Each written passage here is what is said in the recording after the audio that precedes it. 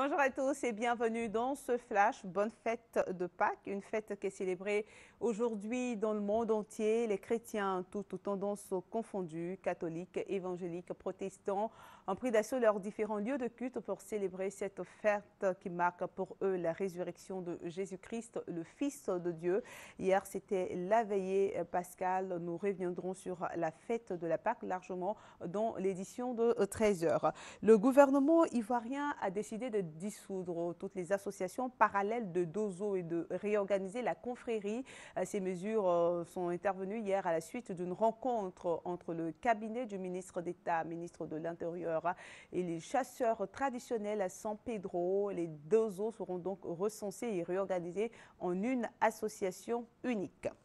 Le directeur général de l'Autorité pour le désarmement, la démobilisation et la réintégration ADDR a procédé hier à l'ouverture du bureau régional de l'ADDR à Mans et des antennes des différentes localités de l'Ouest.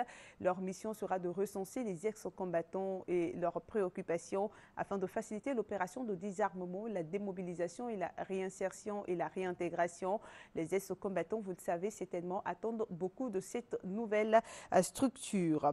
Et puis, la Commission nationale de lutte contre la prolifération et la circulation des armes légères a reçu du matériel. C'est un don de l'ambassade du Japon en Côte d'Ivoire. Valeur de ce don, 138 millions de francs CFA. Il est composé, entre autres, de 3 véhicules, 10 motos et 10 caisses de collecte d'armes. L'objectif, bien sûr, est de renforcer les capacités des agents de cette commission. Le président de l'Assemblée nationale, Guillaume Soro, est au Japon dernièrement. Il a été reçu par le Premier ministre japonais. Les deux hommes ont essentiellement parlé de la coopération entre la Côte d'Ivoire et le Japon. Victorine Yaouyobwe. Pour cette visite de 6 jours au Japon, le président de l'Assemblée nationale était accompagné de 5 députés, représentant les 5 groupes parlementaires. C'est donc cette délégation qui a été reçue en audience par le Premier ministre japonais. Le président de l'Assemblée nationale, Guillaume Soro, était porteur d'un message du président de la République, invitant le chef de l'exécutif nippon à une visite officielle en Côte d'Ivoire. Visite qui aura pour but de renforcer la coopération entre les deux pays. Le chef du gouvernement japonais s'est dit très honoré. Shinzo Abe a à son tour invité le président de la République, Alassane Ouattara, au 5e TICAD prévu en juin dans la ville de Yokohama. Là-dessus, Guillaume Soro a donné l'assurance de la participation du président ivoirien à cet important sommet économique. Le Premier ministre japonais a en outre encouragé les autorités ivoiriennes à poursuivre leurs efforts pour le redressement économique du pays, mais aussi pour la réconciliation nationale. Le Japon se dit prêt à accompagner la Côte d'Ivoire sur la voie du développement.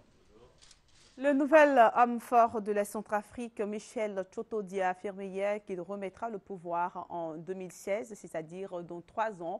Dans un discours public à Bangui, il a lancé un appel patriotique et fraternel à tous ceux qui ont pris le chemin de l'exil de revenir au pays après plusieurs jours de pillage. Un calme relatif est revenu dans les rues du centre de la capitale, globalement sécurisé par les patrouilles mixtes des rebelles et des éléments de la force africaine régionale.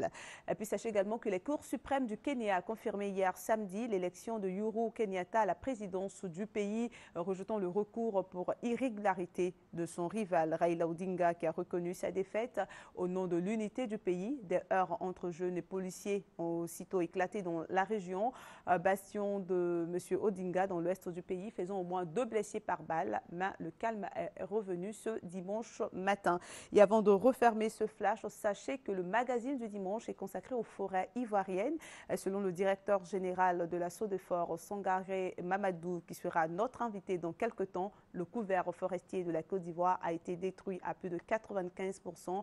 Et nous allons parler des décisions prises par le gouvernement pour remédier à cette situation. Soyez au rendez-vous. Merci, à tout de suite.